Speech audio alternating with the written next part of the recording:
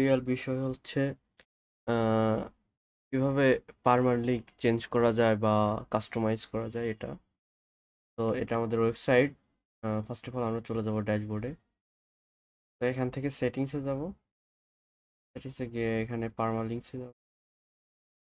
তো আমাদের ওয়েবসাইটটা আমরা একবার দেখে নিই। এখানে গেলে আমরা দেখতে পাবো আমাদের পেজগুলো আছে। আমি ফোর্সে কন্টাক্টে যদি তো এখানে দেখাচ্ছে পেজ আইডি 41, এটা ইউআরএল হিসাবে দেখাচ্ছে। তো আমরা যদি এখানে অনেকগুলো পারমালিঙ্ক স্ট্রাকচার আছে যে ডে অ্যান্ড নেম এই হিসাবে আসতে পারবে। তো আমরা ফোর্সে ডে অ্যান্ড নেম দিলাম। এখানে মান্থ অ্যান্ড নেম এই হিসাবে আসতে পারে, নিউমেরিক ভাবে আসতে পারে, পোস্ট নেম ভাবে আসতে পারে।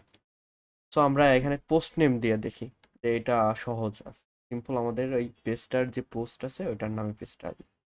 আমরা এখানে সেভ চেঞ্জ করলাম। এবার যদি আমরা রিফ্রেশ করি, এখানে দেখাচ্ছে কিন্তু লোকাল হোস্ট ওয়ার্ডপ্রেস কন্টাক্ট, এটা এখানে পোস্টের নামটা আছে কন্টাক্ট।